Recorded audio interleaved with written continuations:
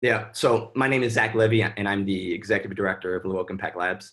And our organization has served as the secretary of the Impact Bonds Working Group. And so, given that some of you are new to this community, just as a quick overview, the working group is a community of bilateral donors, governments, multilats, foundations, investors, academic service providers who have come together over the last 2 years to work together to build strategy on outcomes-based financing models and make it a more cost-effective proposition for the SDGs.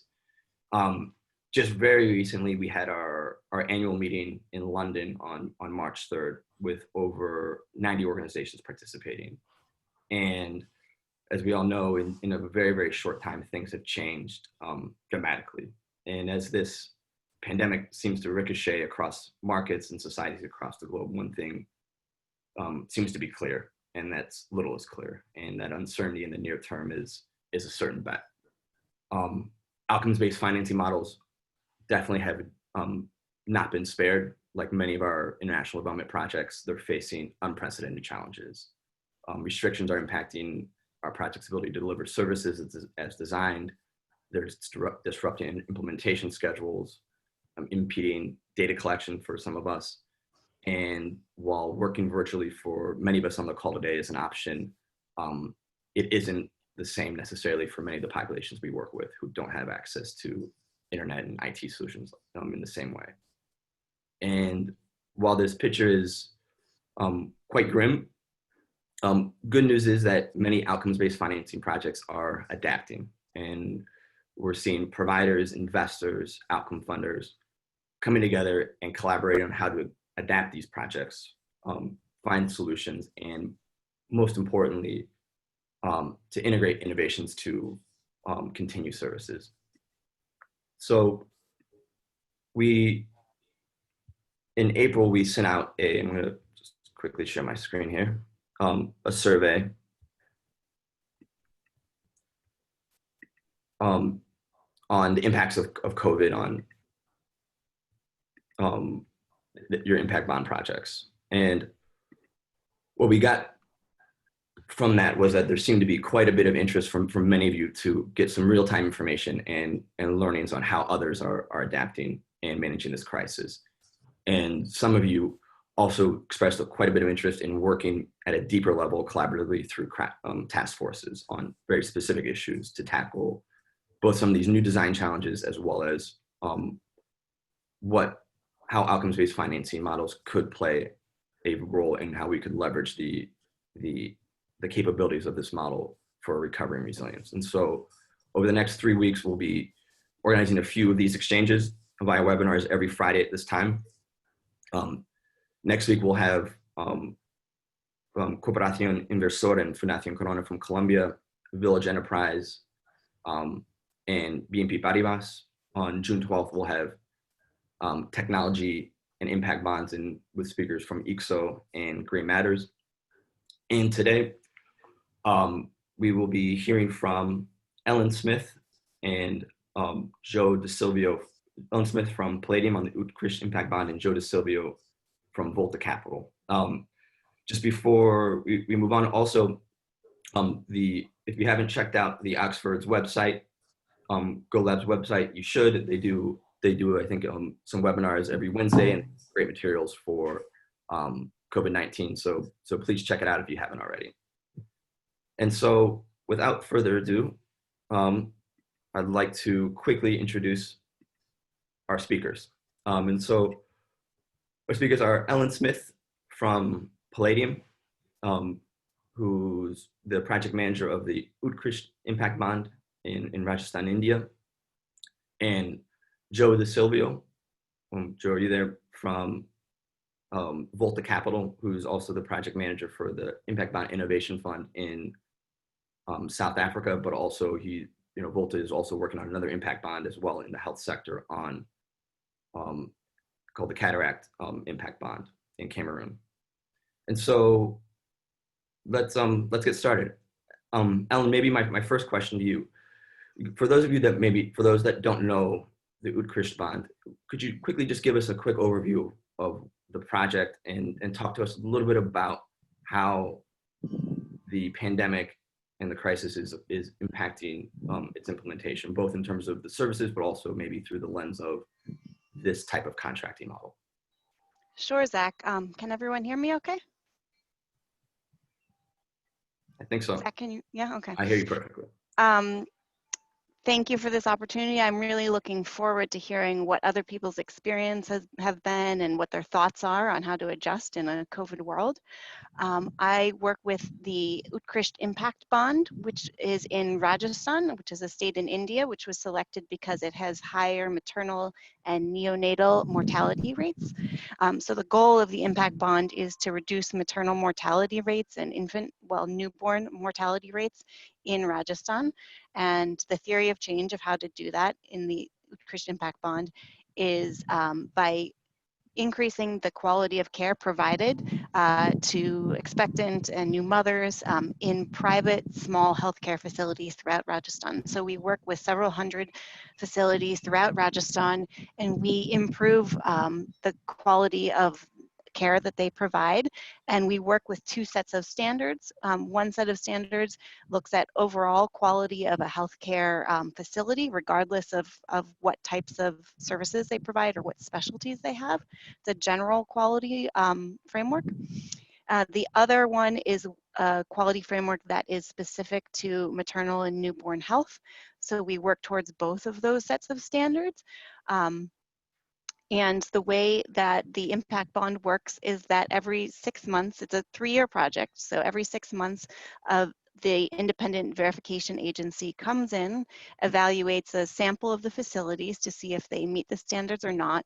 And then based on their findings, payments are released every 6 months. So that would be 6 times throughout the entire 3-year project.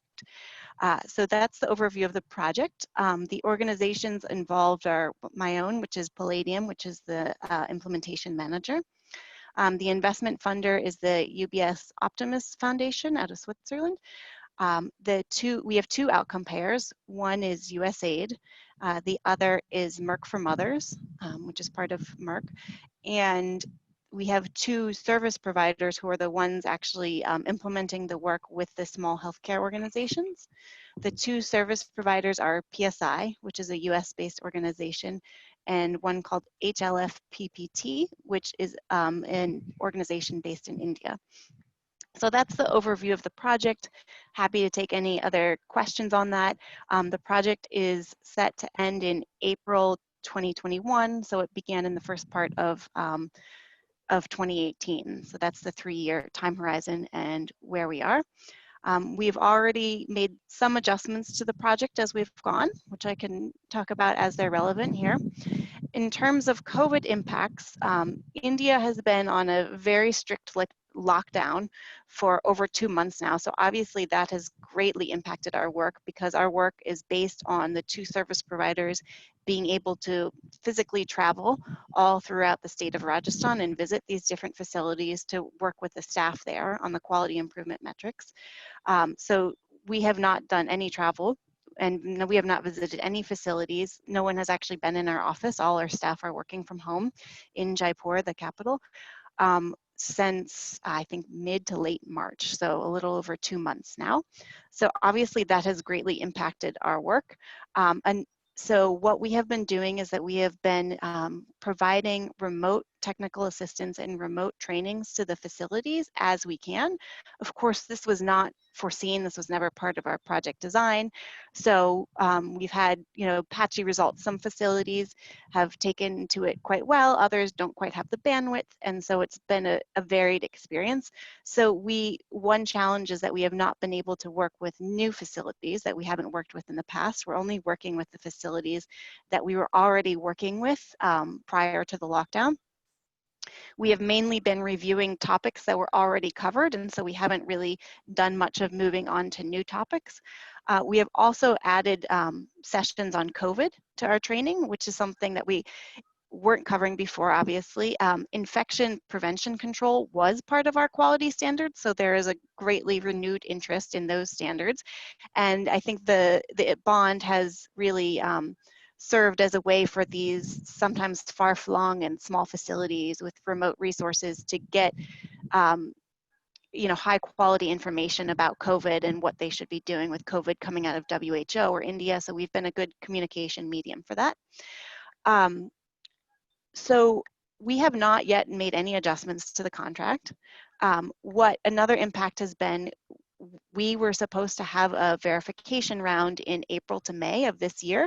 That would have been the 4th verification round out of the 6 for the project. And we have skipped that round because no one could go into the field to do the verification. So we are just rolling those facilities into what we hope will be the next verification round in October in 6 months. So those have been some of the high level impacts of COVID on our project. In the Utrecht Impact Bond, part of our governance structure is a group called the ISC, the Internal Steering Committee, which is made up of Palladium as the implementation manager, the investor, which is UBS Optimus Foundation, and the 2 outcome pairs. Again, those are USAID and Merck for Mothers. And so that group usually meets on a regular schedule to discuss various issues that come up, review project progress, look forward a bit. So we have been having a few ad hoc meetings, sort of off the normal rotation for that group, just to give an update about what we're doing on the ground and to start to look forward a bit about what does this mean as we approach, the end of the project is in just under a year now. So that is one way that we have dealt with it so far. I think those are the main, go ahead. Are there any specific, when you think about the impacts of this, are there any specific issues or pain points that have really been kind of this sticky problems for you and kind of the big challenge? I mean, what are the real pain points from looking like, if at all? Well, in terms of implementation, obviously it's not going into the field. In terms of sort of the structure of this contract, it's of course these contracts are in a way flexible and in another way rigid. And so we have a set target of the number of facilities we would like to get up to the quality standards by the end of the project. And so not being able to move forward and work with new facilities, or sometimes not even able to cover new topics with the facilities we were already working with, puts into question how much progress will we be able to make with the end of the project, since we're trying to reduce how much this time is a pause, but to some degree that's inevitable. So what does this mean for the achieving the targets would be a big one.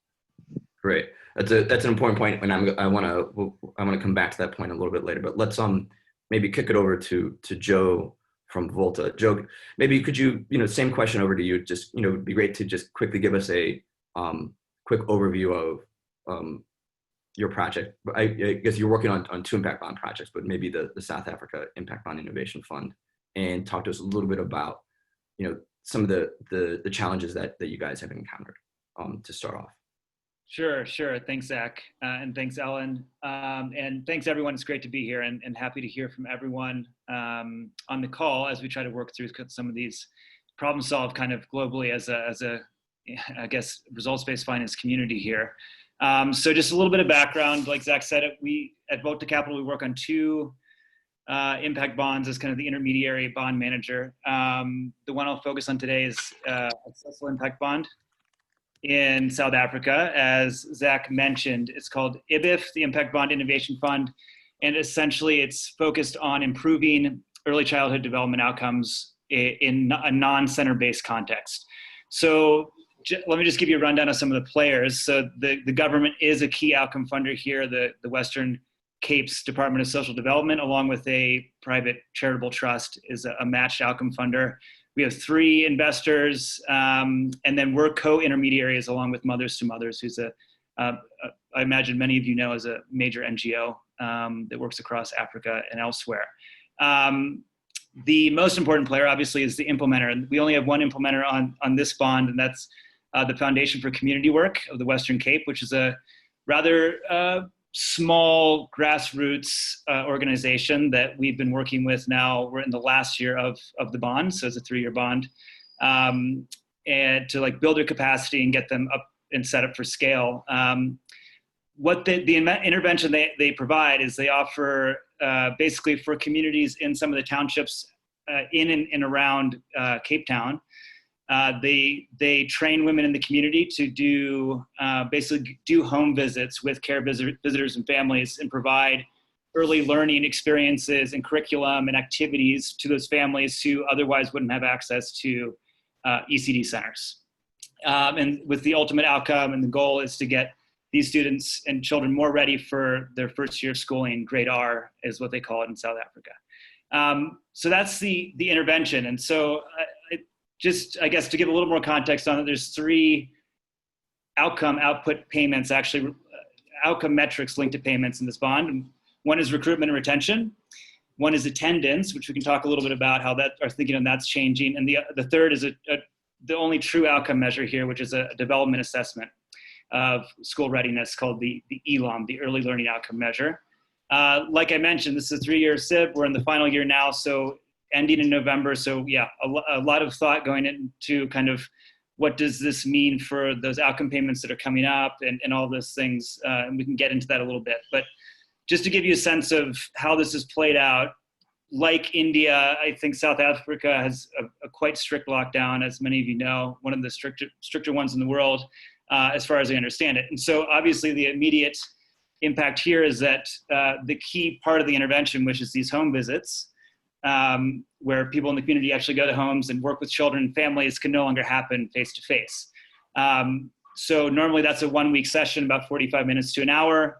And so FCW has had to rapidly adjust, obviously, to how do we deal with this, given these communities they work with are highly vulnerable and in need now more than ever of these services, not only kind of ECD services, but everything else that you can incorporate in a home visit, whether that's nutrition advice, COVID advice, all of that. So the way they're doing it now, over the past few months, is they are sending a message via WhatsApp at the start of the week with some of their, like, the activities for that week, whatever the session kind of materials would have been that they would have done in person. And they followed it up with 2 phone calls to the caregiver throughout the week to just talk through it, to ask questions and all that. And actually part of what they're doing now is to kind of verify that families are actually doing these things. The families are sending pictures and videos and things back to kind of show how they're interacting with this or asking questions. And actually these WhatsApp groups it's been kind of like a happy accident, something we probably should have been doing sooner, which is creating this community now where they can exchange ideas and a bit of a support network, which we used to do in person, and now is all virtual. So that's a little bit about how the interventions changed, I guess. And the other point being, same with what Ellen's mentioned, that of course now having the Department of Social Development as an outcome funder, they see this as like a great channel for actually reaching these beneficiaries, not just for ECD and early learning types of services, but all sorts of other things.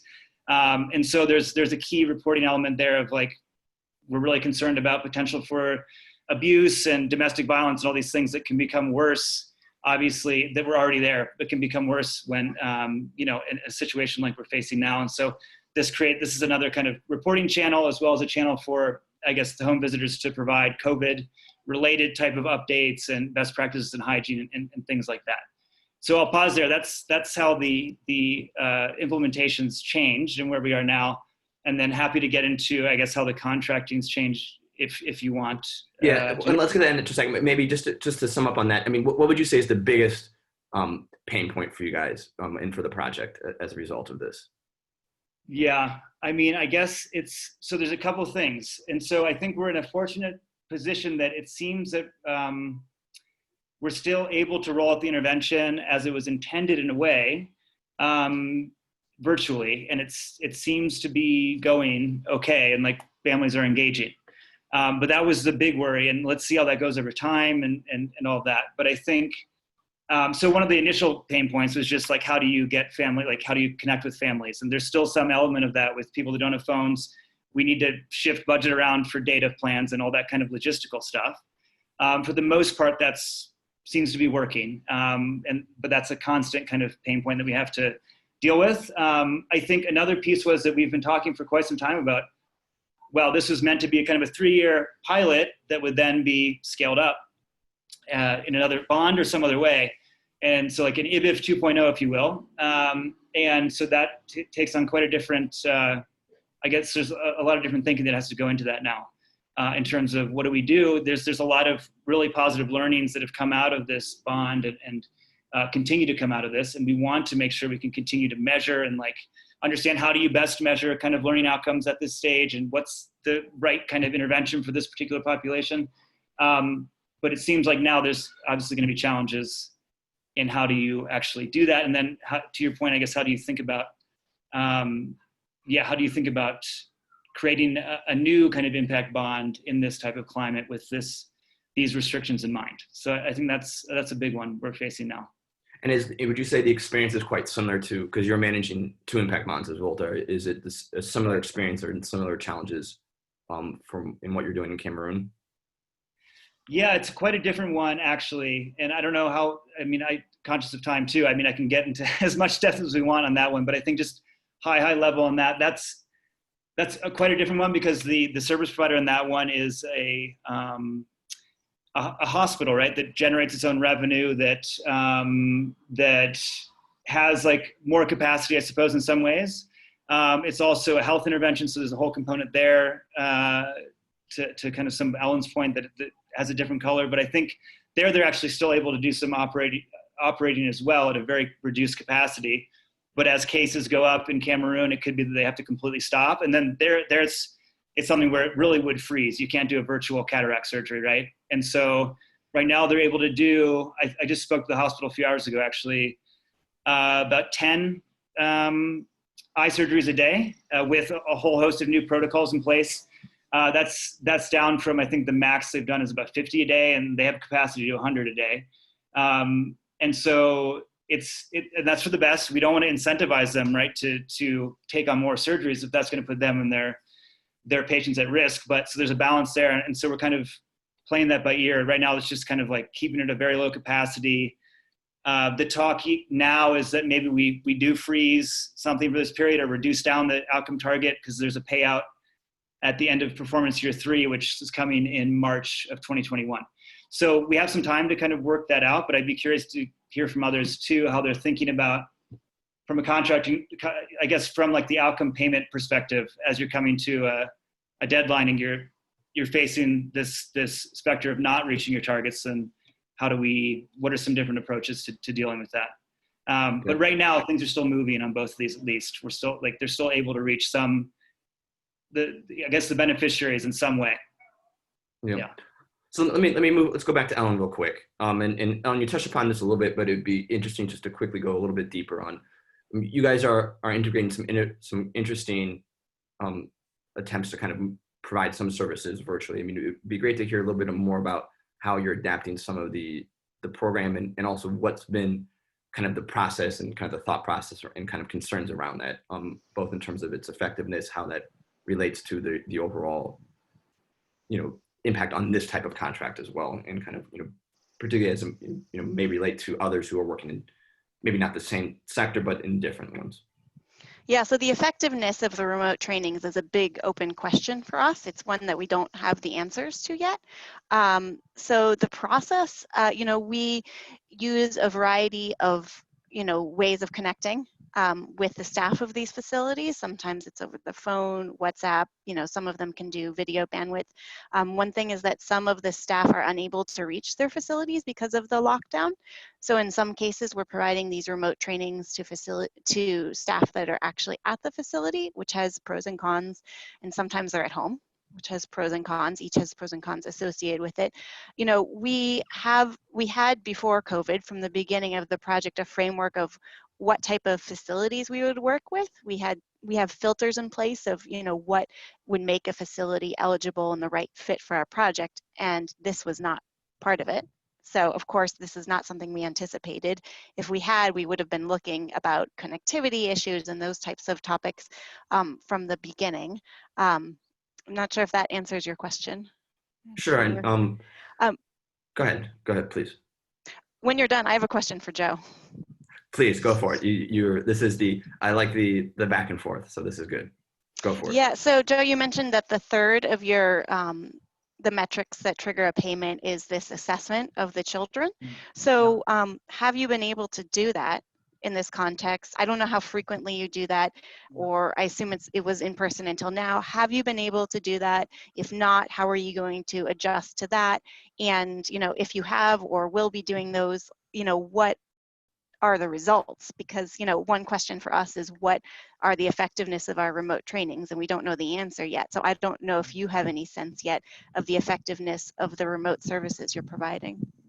No, great question, Ellen. Thanks. And actually, just when your last comment made me think of that a little, this very thing, which is, so the way this bond was structured actually, and we would change this, I think, if we do this in a second round of some sort of scaled up version, is that this actual outcome assessment was only done in years 1 and 2, basically. So it wasn't scheduled to be done, and it's not linked to an outcome payment in this final year, which, so that's one thing.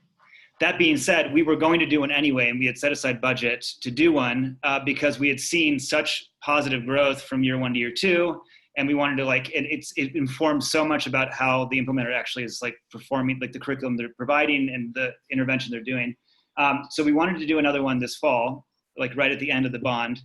The researchers who put together and developed that assessment have canceled all of them for the foreseeable future. So we can't do it even if we want to, which I think is wise, because it is a, in person, one-on-one. It's quite a high intensive one because you're dealing with 4 to 5 year olds.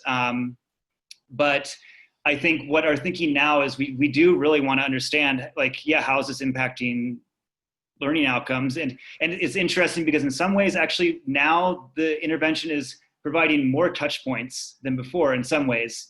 And so really the bulk of the work of this is done by the caregiver in the home, not by the person that comes and does the home visits, right? So they're more facilitate, give you resources, get you up to speed, answer questions, and then it's meant to be then the caregiver can do this every day.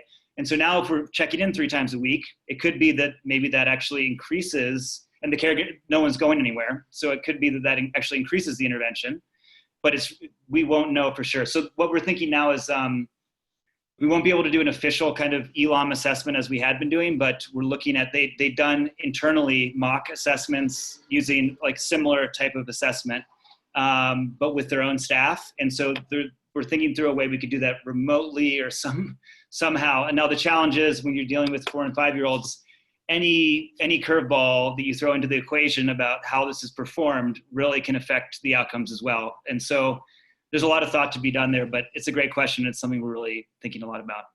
That sounds like a key difference between our bonds in terms of the challenges we're facing, because our payment triggers are not process oriented. It sounds like 2 of your 3 are process oriented. We don't have any payment triggers like that. Ours are the end result, sort of. And so because of that, that's something that we are not able to measure at this time. And that is much more of a question for the actual, payment and financing here, because that is the payment trigger. And it sounds like in your case, it's not. Was yours not included in year 3 because the idea was, doing that assessment in years 1 and 2 would sort of prove or disprove your theory of change, and so it wasn't necessary in year 3? Or why was it not put in for year 3? It's a great question. And I think, I think this was always viewed as a pilot that would lead to kind of a scale up directly after, and that's what we've been shooting for. But now that might be interrupted. And the other piece was, so the other challenge with this outcome measure was there's a lot of questions about, is this going to actually be a good assessment? Because it's a new assessment. It's already difficult to measure anything in education, as we know, particularly for very young children in a very, in a way that's comparable across contexts and all of that, and that you can benchmark. So there's questions about that. So I think it was more, this is like a pilot in the sense that we were trying to understand what drives better outcomes, obviously, but then how do you actually measure early childhood kind of development outcomes? And so I think that's part of the reason why. I think the intention was always to do one in this 3rd year, an assessment, but that it wouldn't be linked to a payment. And I think that was mostly because it was just high risk that we didn't know what the outcomes would be, right? And I think that now that we've refined a lot of that, when we do a new one, however that looks, this will be something that we want to do at least every year, if not at a more frequent pace.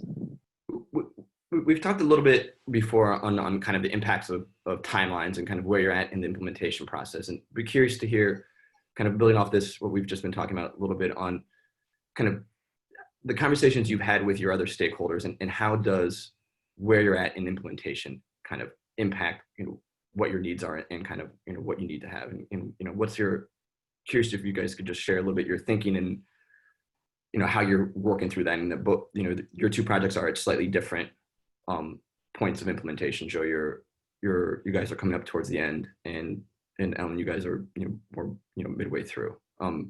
Curious on either of your thoughts. Yeah, sure. I can jump in real quick. I think it gets to kind of what I was mentioning before, that we are a bit under the gun here, that this is ending, coming up soon. We want to do another round, but there's all sorts of challenges in that. One of which is, so like basically we thought, okay, maybe we just extend the timeline, but then that takes more money and all that, which we don't have access to at this point. We want to scale this up. We want to make sure that they can continue doing this intervention regardless of whether there's an impact bond after this ends. And so that's a part of our consideration as well. And if there is a gap in timeline between when this impact bond ends and when we can start another one, then like, what does that bridge period look like, and how can we help them get set up so that things don't just drop off, particularly because government as outcome funder was already facing 5-6% budget cuts before COVID. And now all of the resources are going into obviously just keeping people alive and, with nutritious food and things like that, which is totally understandable. So, but that doesn't, the need for quality early learning kind of services doesn't go away. So I guess that's the big, pressure point right now, is how do we keep these conversations moving and think through like what happens after November to make sure that the beneficiaries, like, this doesn't drop off, I suppose.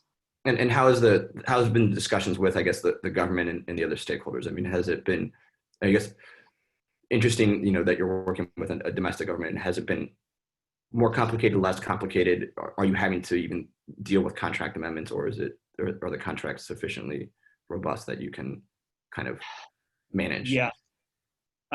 So it's been great working with the Department of Social Development, and the particular government agency we work with has been very supportive, and they really like this kind of arrangement, which is good. I think getting them in the room the past few months has been nearly impossible, which is understandable.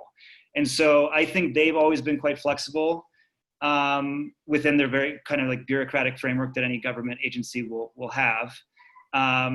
They're most concerned about the beneficiaries, right? So they don't care so much about, this outcome, this rigid framework we have here. It's more like, are you able to keep serving these beneficiaries? I think the issue is very limited resources. So then how do we, I guess, going forward, how do we crowd in more? I think in terms of contractual changes, we're not anticipating we'll have to make any per se. I think right now it's just like, how do you define a target, for example? So like because we don't have this outcome measure as part of the contract for the last year. So it's attendance and it's recruitment and retention.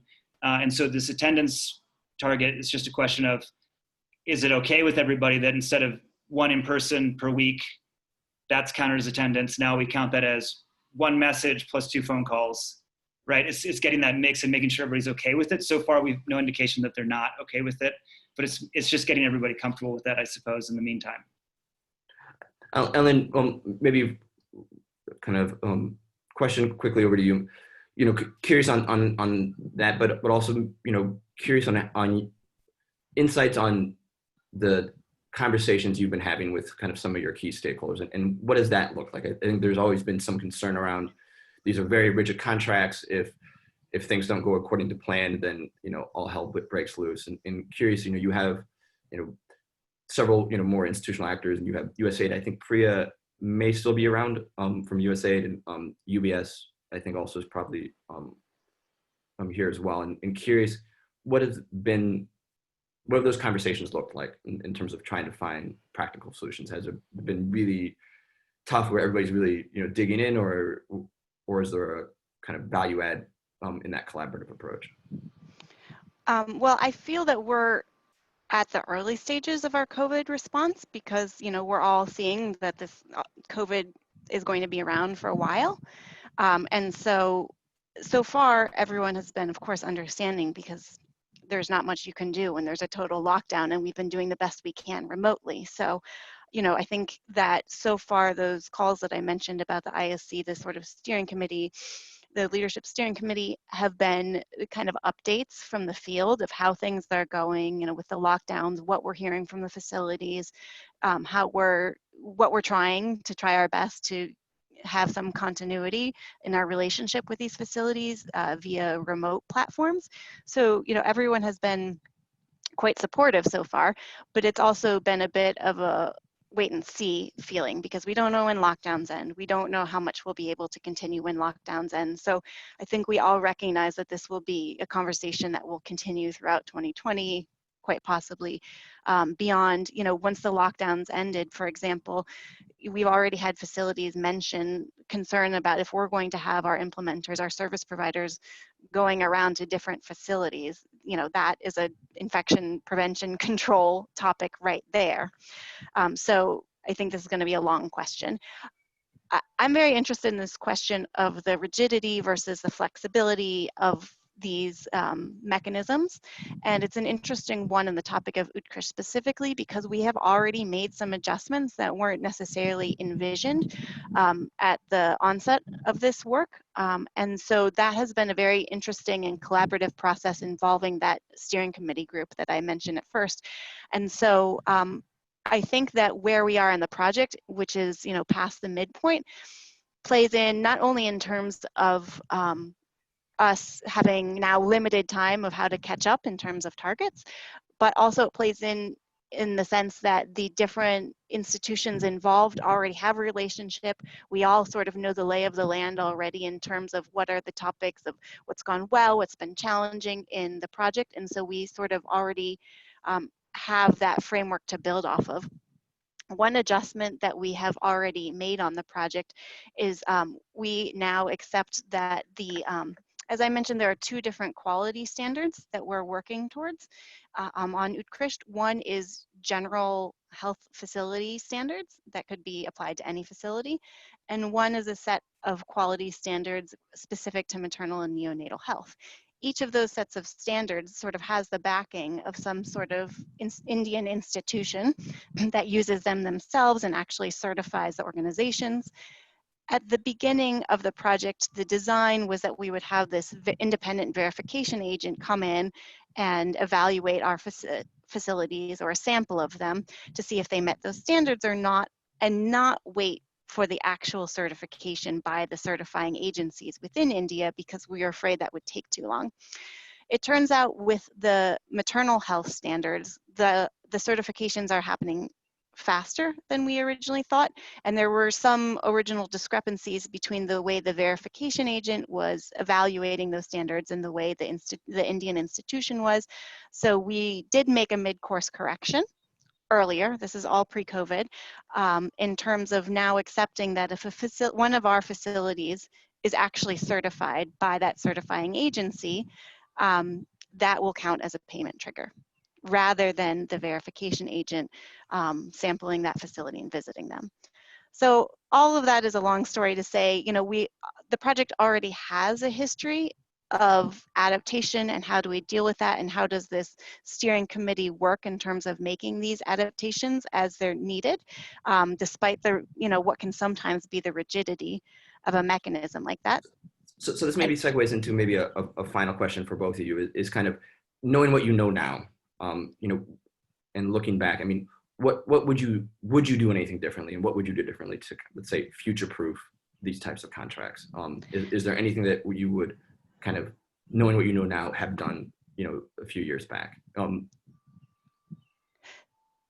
Yeah, I can answer that. And just to follow on what I was saying about the adjustments we've already made, they've actually turned out to be quite relevant in COVID, because now we have this, the Indian institution that certifies facilities for maternal health and quality of care. They are starting to look at remote certifications and how can they do things remotely. And so this, you know, raises the question for our bond of, you know, is that a payment trigger now, or is that not? We thought that these certifications were going to happen in person, and now the institution that we're sort of working with indirectly is moving remote. And how does everyone feel about that sort of shifting standard? To answer your question about what would I have done remotely is, and I thought this even before COVID, I would build in more planned points for adaptation and change and evaluation, which might increase the cost, but I think are very necessary. You know, in our contract, we have a midpoint evaluation where we can plan to discuss any changes. What do you mean by planned changes? I guess it kind of describe that a little bit. So go ahead. Yeah, so one example is what we do actually have in our contract, which is a midpoint check-in to see what needs to be changed. But I think I might outline a process more proactively for evaluating the different points and how will it work if someone feels that an adjustment is needed. How will that decision be taken? What will be the process to get there? And I'm also curious about the idea, and I'm not sure, maybe someone else on the call would know, if anyone is currently doing this, about a process to,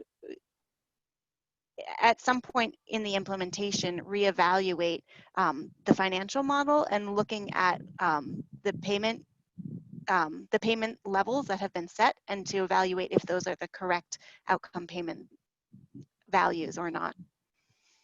Great. Hold on to that question, because I'd like you to, as when you open up after Joe, I'd like to open up that question maybe to the group if you'd like. Joe, last question to you as well. I mean, knowing what you know now, is there anything you would do differently to future-proof this to kind of make them? I mean, it's great, and Ellen, that's a great response there, and I couldn't agree more. That I think so. It's just, I think so. We talk about how impact bonds create such a nice, like a flexibility for the implementer, right? And that's a real value add of them, that they can just do whatever they have to do to reach these outcomes. So I think there's real value in thinking about how do we build that into the structure for like the structure itself, the mechanism itself, because right now it seems like it could be, even depending on how the governance structure and like the different personalities involved, like actually making changes could actually be a lot more difficult than in a traditional grant where you just have, two parties to deal with. I think, so Ellen, to your point, I think it's a great idea to have these points of reflection in a clear process and governance structure for, if you do need to make adaptations, like there's these built-in points where you can do that. And I think that's just best practice anyway, because there's so much we've learned already on all the bonds we've been on, and I'm sure everybody else on this call, that you don't want to be in a situation where it's like, oh, we need to change something, so it looks like we're moving the goalposts, but it might just be you learn that something, you're not measuring it the right way, or actually the target's way off, or either way. And I think it's good to have those points of reflection. At the same time, you could build something in, which is, no one could have seen this particular thing happening, but if there is some, other than just like a force majeure clause, if there is some sort of event that makes it so you cannot do your intervention the way that it was intended, what do you do? Like, what's the process and governance structure for that? So I think those are the key things that we just need to consider going forward. But I'd love to hear from everybody else in the call, for sure. Great. All right. So we'll let's maybe just I'd like to maybe give the audience, maybe take 2 quick questions from them, and then then let you ask 2 questions for them. That's 2 questions to you guys, and then let you guys ask a couple questions to them. For those of you that are listening, if you'd like to ask a question to Joe or Ellen, please send it via chat, and we'll give you a quick minute to pause here. Riley, maybe if you want to flash the note taking, and sure. While we pause for a second.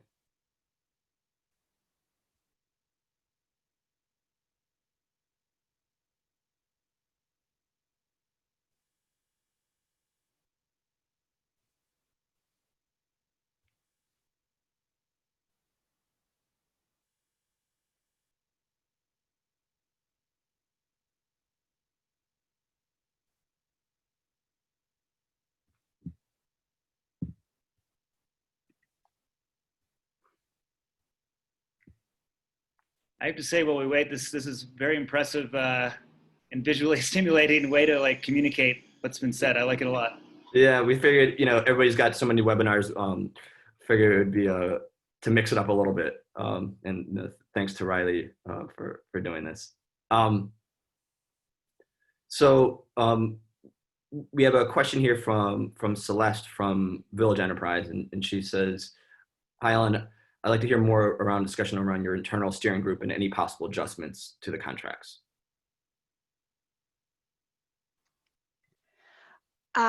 Sure, and I don't know if she can be unmuted because I'd love to hear what her Ellen, specific question. Christina, can we unmute Ellen? Or not Ellen, sorry, it's Celeste.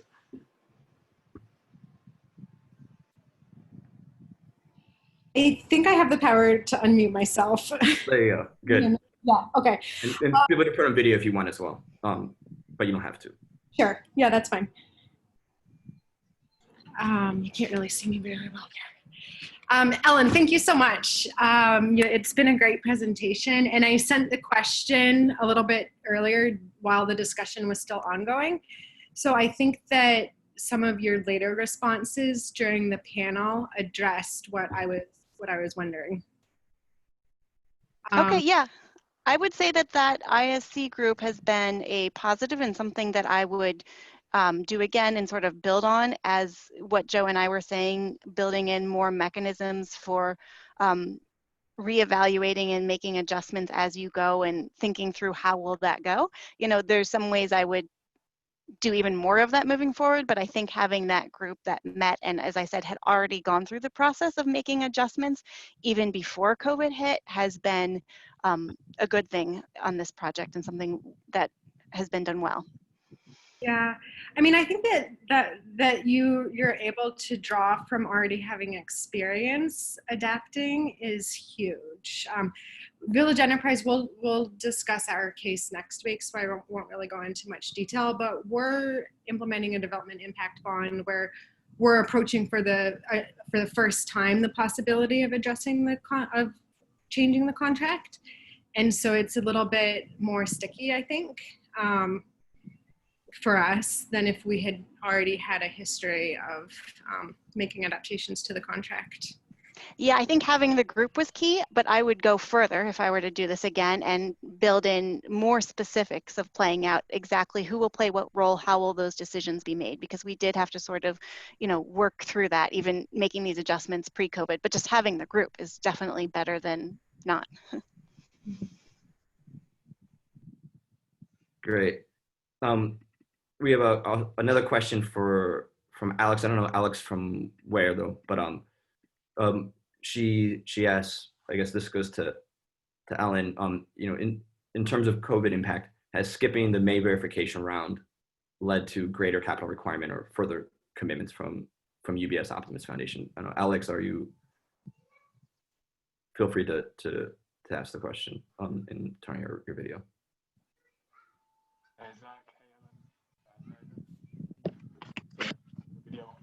Yeah, that was it. You asked it better than I did. Interested to see what the knock-on effect is. Alex, we're having a hard time with hearing you. Can you repeat it? You've done it well. So, Ellen, just the question that Zach made about UBS Optimus. I'm sorry, I can't hear you. The volume is really low. I don't know if you can speak closer to the mic. But I think his question was the capital requirement. You said the question still stands, so maybe we can just answer that. So yes, so the skipping a verification round obviously has major financial implications because it meant that no outcome payments were made from the outcome funders to the investor.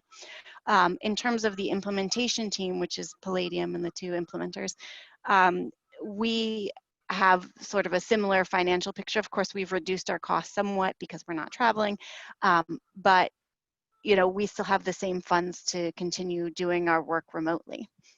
So, you know, the bigger impact I would say would be on the investor who is on the call and can jump in if they'd like. I guess, you know, is it anybody from UBS? Feel free to. I think I saw Seatsays on the call. Yeah, hi everyone. This is Seatsays from UBS Optimus Foundation. Happy to take this question. Yes, it does. Thanks, Alex. Thanks for the question. Good question. And yes, it does have an effect on the return. I think what's kind of fortunate in the way the timing has happened of COVID, it's kind of happened after the kind of peak funding. within the DIB. If you look at the way the funding requirement of the DIB is kind of structured over time, there's kind of a peak and then it kind of goes down.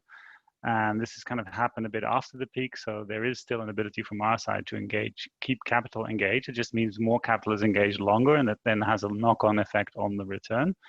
But on the whole, as a foundation, for this particular DIB, we remain very committed, and we feel that we want to stay involved, even though it means on the return side, there will be some impact here. That's great. Thank you. Hopefully my mic's a bit better now. Yeah. But yeah, no, so because a lot, especially as you say, it's in the early days, it's the recycling of capital that is often structured into these. So yeah, very interested in that. Thank you for answering. Yeah. Thanks both for the question. We have another question here from Rodana from David. Rodana is asking whether you've seen any differences on how outcome funders versus investors have approached working with you to manage the impact. Rodana, maybe if you're on the line, do you want to chime in here? Yes, I am on the line. Thanks very much, Zach. And well, hopefully questions what it says on the tin, but thinking about impact bonds and outcomes-based contracts that involve external finances, we often talk about the different roles that the outcome funder plays in risk transfer to an investor who in some way may be able to, one, accept a little more risk or certain type of risks, and two, work with service providers really flexibly to continue delivering outcomes. And I'd wondered, in this particular situation, have you perceived any differences in attitudes that outcome funders and investors bring to the table? Any differences in how much risk or what level of maybe contract amendment different parties are willing to accept? Yeah, I can jump in there. I think what I've been struck by is just how flexible everybody has at least seemed to date. That being said, we haven't put any concrete changes on the table, like contractual changes on the table yet. It's just more of like, with both the coalitions that we work with, it's more like we've agreed on a set of guiding principles, just given the situation we're in, and let's see where it goes. I think it's interesting, like on the cataract bond, so one of our investors is OPIC, now the US DFC, which obviously big bureaucracy there and lots of kind of requirements and all that. And so, but even, we just spoke with them last week and they've been very open about we want this to be something that works for beneficiaries still. This is like, they're still very much focused on the social impact and understanding of the quite extraordinary circumstances here. So from my perspective, I haven't seen much of a difference, and like same from investors on the other bond and outcome funders. Everyone's approach is quite flexibly from my perspective to date. But that being said, we haven't said offered a concrete change yet. Ellen, anything to add to that as well? Yeah, we have also not yet been exploring contractual changes, but this COVID situation does highlight who is taking on the risk here, the financial risk here. And Sitze, feel free to jump in. But from the outcome funders, in our case, skipping a verification round, the outcome funders I don't see why they would have a major problem with that, because nothing's been achieved, no money is changing hands. But from the perspective of the investor, they do, as Sitze just said, that means they need to wait on getting their funds back, and that changes the financial model a bit, because time is money up to a certain point. And so it really does highlight the fact that the investor is the one taking on the risk, and that the risk has been shifted away from the funder, which is from the outcome funder, which is sort of the stated purpose of an impact bond. This might just be an extreme case of that. So feel free to jump in if you would like, Sitze.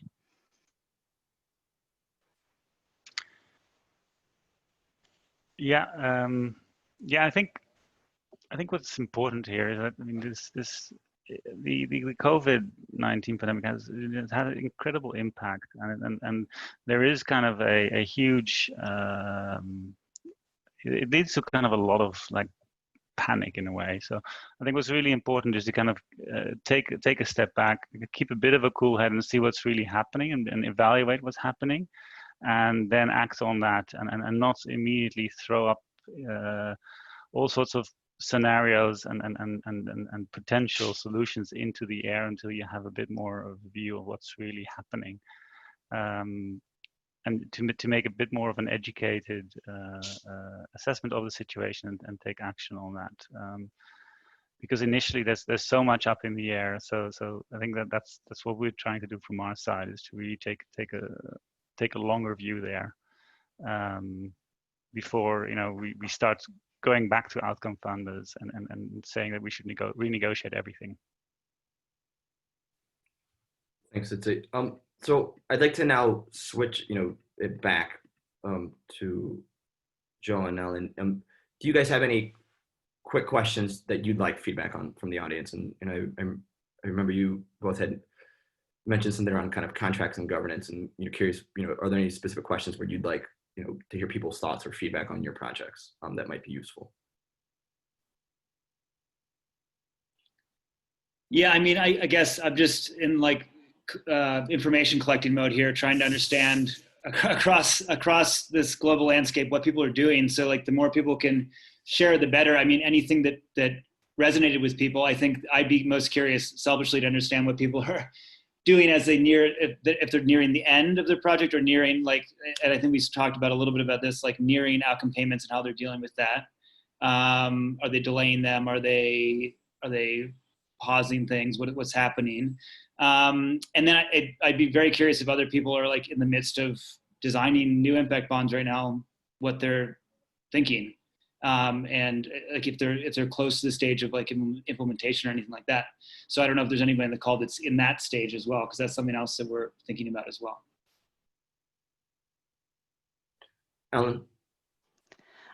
Yeah, one thing I've been thinking about in adjusting Utrecht to the COVID situation is, almost a philosophical level question of, how much do you accept what might be, I don't want to say substandard, but what might be, metrics and ways of thinking about achieving your outcomes that you wouldn't have thought of before, versus how much do you stick to sort of the original framework in a very rigid sense and say, we won't accept anything but what we had set out from the beginning.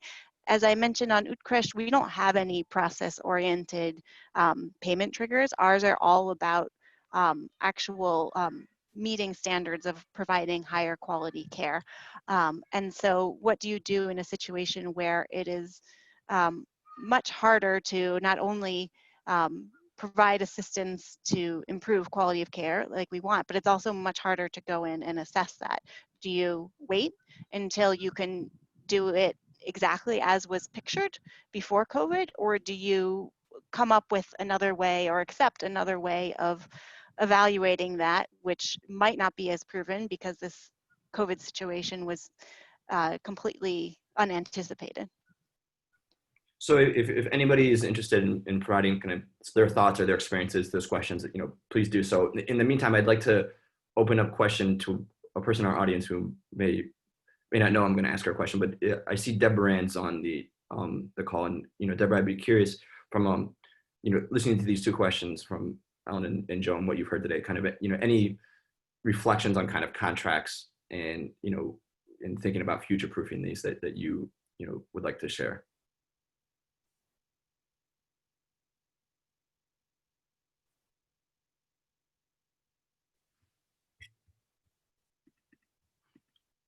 It looks like we may have lost her.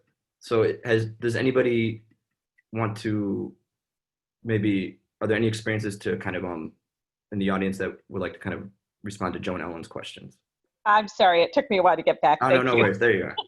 Yeah, I have been, this has just been absolutely fabulous. So thank you for putting this together. And I've been sitting here taking notes about what folks are saying. And it's been interesting because, as some of you know, literally a year ago, I started to write a paper that has been overtaken by events, unfortunately. But what would happen, and I was giving myself the thought exercise of what would happen if a unexpected act of God took place that would derail or possibly derail some of the goals and processes of an outcome bond.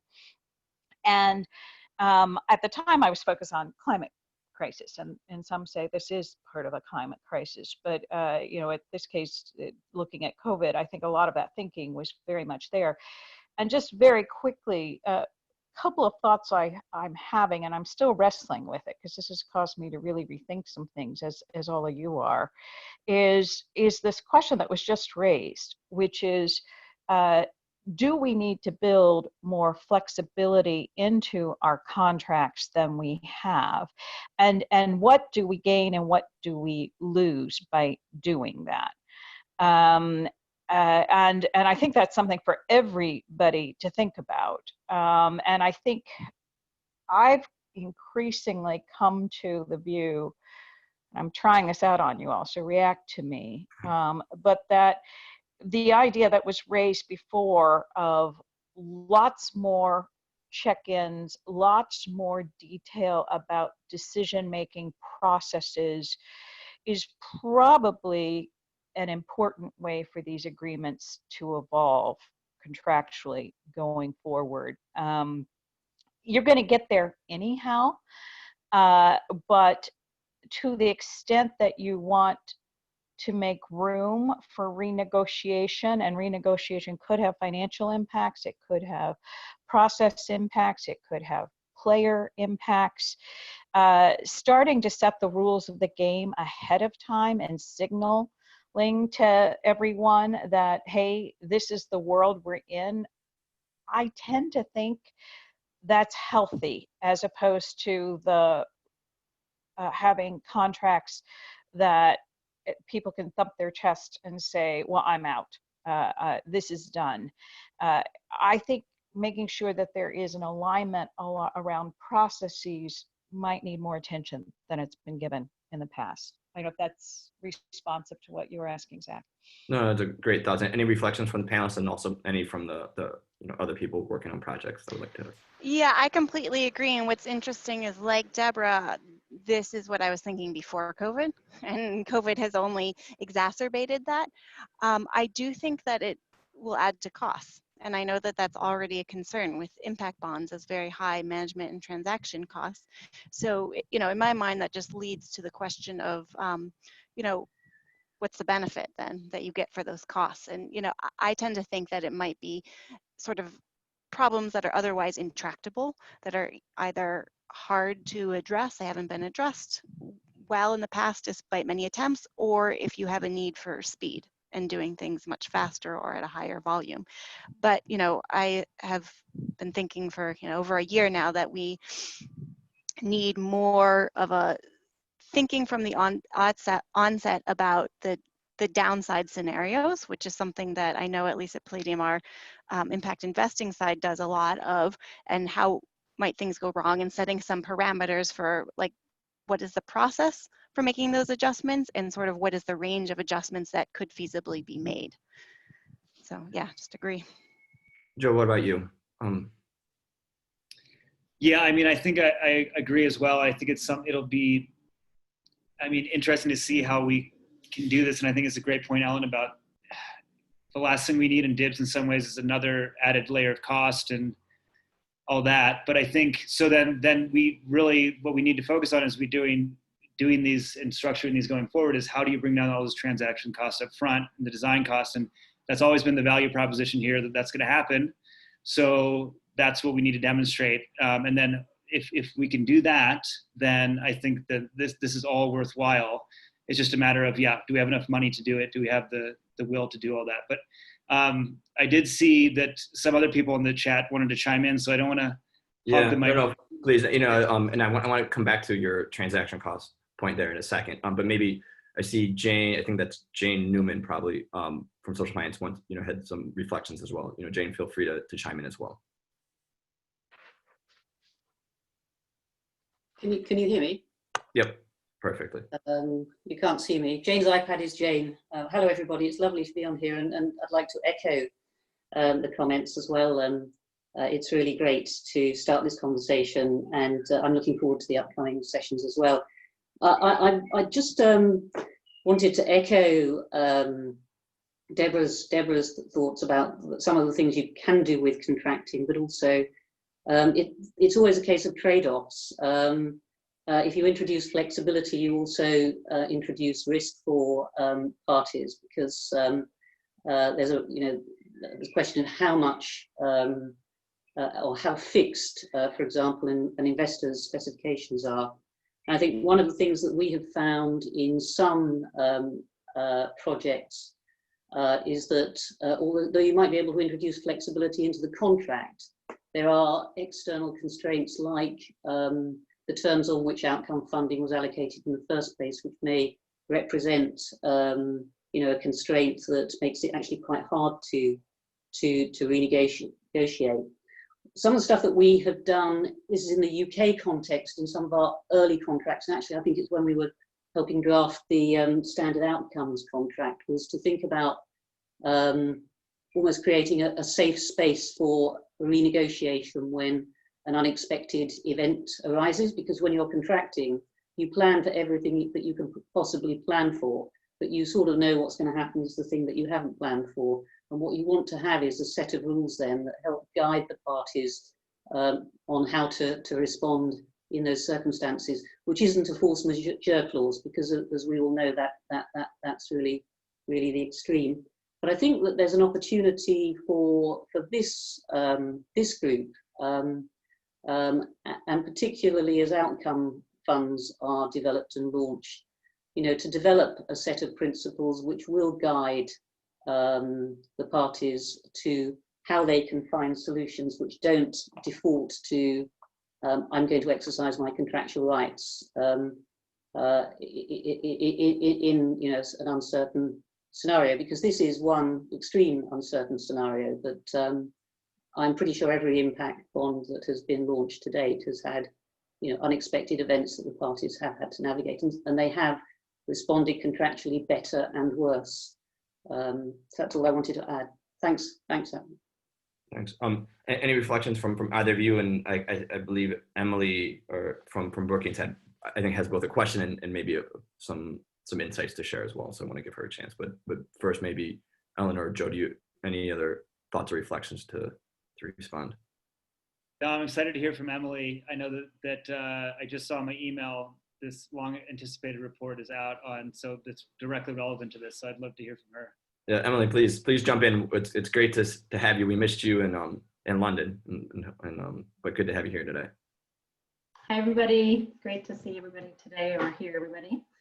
Yeah, no, I had just a one kind of more detailed question to Joe on the IBIF impact bond, which I think it's an interesting model and a bit of a different model with the mothers to mothers role that they're playing with FCW, and sort of how that's played out and perhaps helped in this context. And it's not that common, so just to think about also perhaps moving forward with service providers that perhaps have a little bit less experience, and how that might play out, in particular in a crisis. And second, how the development of kind of the monitoring system, the digital monitoring system, how that has helped also in this context, and in terms of pushing out services digitally as well.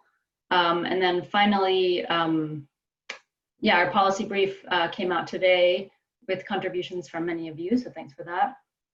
And our conclusion is that perhaps putting in contingencies from the get-go in the contracts might be helpful in the future. So we came to the same conclusion in our policy brief, and perhaps in this discussion. So that's good to see. So yeah, thanks. Thanks, Emily. Emily, yeah, I can quickly respond to those two. I think it's a good point. So it is a bit of a unique feature on IBIF, where the implementer there's a specific mandate of capacity building. That was the government's focus, because we could have just done an impact bond with mothers to mothers, for example, as the implementer, and they have capacity to do something nationally, for example, like this, if need be. But the government's point was to do this capacity building. So I think that's what Emily was referring to, is that there's been a tremendous amount of growth. So I think another part of future-proofing these contracts in a way is this capacity building piece. And I think there's, it's something powerful to say that FCW as an implementer is much more ready to respond to a situation like this now than they ever were before. And actually part of that is to what Emily was getting to, is we helped them set up this digital data collection system. Before, they really didn't have any way to do that. At the end of a year, they would pull together a bunch of paper and try to reconcile things to pull numbers together. So it was hard for them to even track who was in the program at a given time and what attendance you were giving them, let alone outcomes. So I think that's all a powerful piece too, that in these bonds going forward, if you can build in that kind of capacity building piece for an implementer, then, the next round, you might not need a structure like this, right? They're just generally, and I think I saw someone's comment here too, that a lot of these lessons aren't just for like impact bonds or results-based finance. They kind of cut across, and we should be talking as well to other kind of sectors as well. And so even when this NGO goes on and stands on their own without Mothers to Mothers as like a technical advisor, without, like us helping them build out this data collection system and things like that they'll be able to just weather the storm and adapt to it in that way. And hopefully we can, this informs ways we talk about, grant-based contracts and all sorts of others as well. So that's what I'd say on that. Thanks, Joe. Joe, I want to ask you both you guys a quick question and come back to it. And we may try to wrap up early today just because I think everybody's busy and we'll have more of these. But you mentioned transaction costs and pre-COVID and obviously post-COVID, it's an important part of this discussion, and for good reason. Both your organizations are in some way, shape, or form playing an intermediation role, which is an added cost. Which, when we think about moments like this, and obviously you guys may have your biases given where you sit, but kind of what's been the additionality of that? Is that a cost worth paying for? In times like this, and I'm curious kind of your reflections on kind of where you guys sit. So this is a question on whether we should exist or not. But kind of the role, the kind of the intermediation role in times like this, is it, how has that been have you been able to add, value in that way, and kind of what is that, your reflections, obviously with biases built in.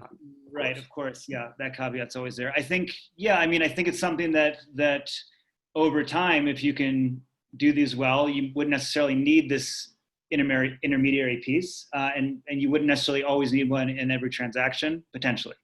I think for something like IBIF in South Africa, it's like huge, just to this point about like capacity building aspect is one thing. To get this implementer to a place where they can now take this on their own was the combination of Mothers to Mothers and us helping them do that. And then also like teaching them how to, like, you have a lot of money now, you have it up front, how do you spend that? Like, it's just a very different way of thinking. So I think that's a value. And then I think just like having when you have so many different stakeholders, you need something in the middle, some sort of governance structure that's going to be that glue that brings it all together. And right now that's someone like us. It doesn't necessarily have to be that, but I think that's like when we get to this idea about like what do you build into contracts and all that. It's like, yes, these times for reflection, these governance processes, you have something at the middle that can bring investors, outcome funders, implementer, all these different people together that have quite different perspectives, quite different, I guess, mandates in a way. And I think that's a really valuable piece, especially now when when you have the government, for example, in South Africa, who's completely swamped, understandably, then it's our job to help make life easy for them. Say, here's a presentation of what we're thinking. Do you agree, disagree? And then convene people in that way. So I think, at this stage, it's very valuable, with the caveat, as you said, that I have an interest here. But yeah. Ellen,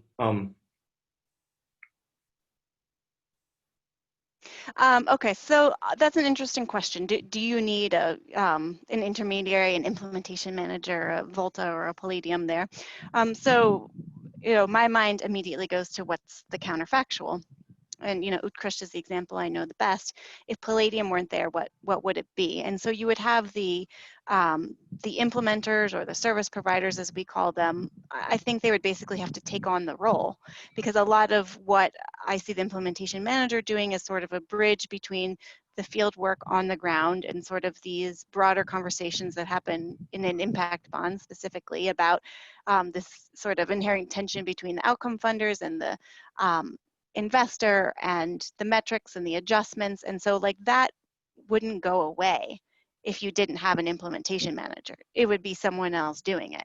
So if you have the right implementer, I think, yeah, the implementer, the service provider and the implementation manager could be one and the same, depending on who the implementing organization is. If they have that sort of capacity, yeah, but for example, in Utrecht we have 2 service providers. There's different numbers of service providers or implementers. So one role that a Palladium does play is sort of bringing together those 2 and aggregating their communications with the investor and with the outcome funders. So there's that question of, if you have multiple implementers, who is the lead?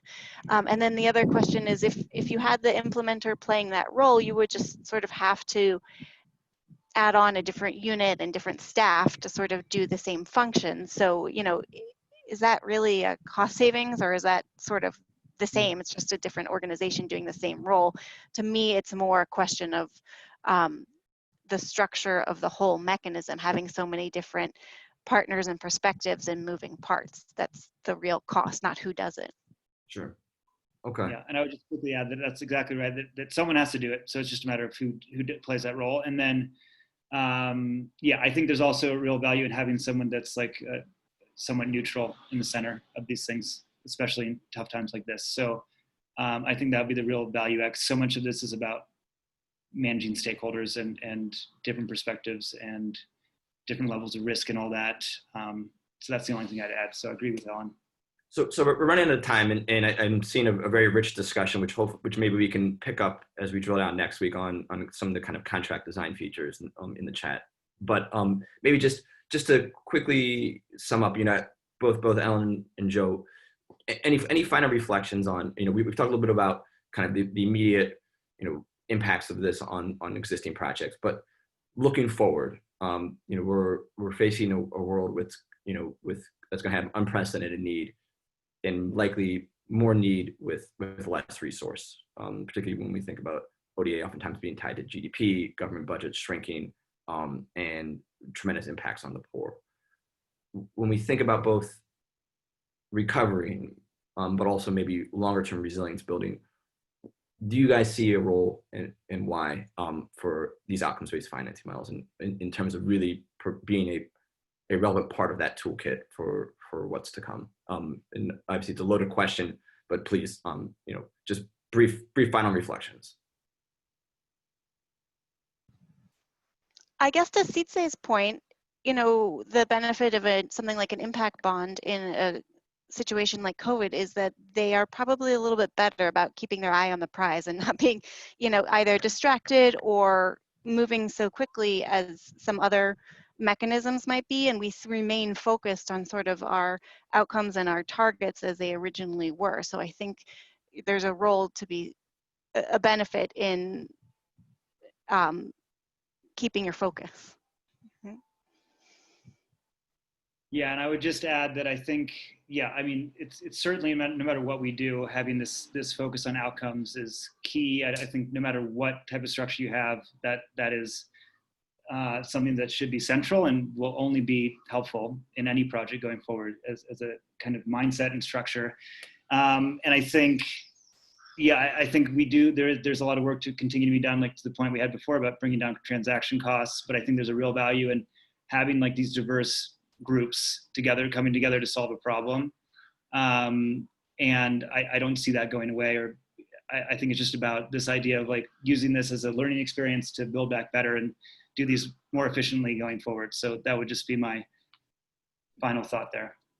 Great. Well, Joe, Ellen, many thanks for sharing your thoughts today and being the guinea pigs. I know it's not easy to be first. thanks to everybody who joined us today. I hope all you can join us next week. So this is not just a, one-time event, but kind of we can, build on some of these conversations more collaboratively. And so it's not just, we have panelists to facilitate, but we want all of you to kind of collectively be thinking about this. Next week, we'll be joined by Fundación Corona and Cooperación Inversor from Colombia, as well as BNP Paribas and Village Enterprise. And, if you haven't checked out the GoLab website, they have great info on COVID-19. Check it out. And Riley, maybe do you want to show the final visual note taking, which we'll consolidate these over the course of the 3 webinars, and so to be something more snappy. But Riley, anything we can share?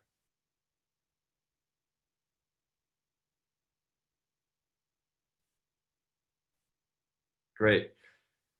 Well, thanks everyone, and we hope you have a nice weekend, and we'll hopefully see you next week, 9:30 a.m. New York time, and we'll send out a calendar. Thanks everyone. Thanks very much.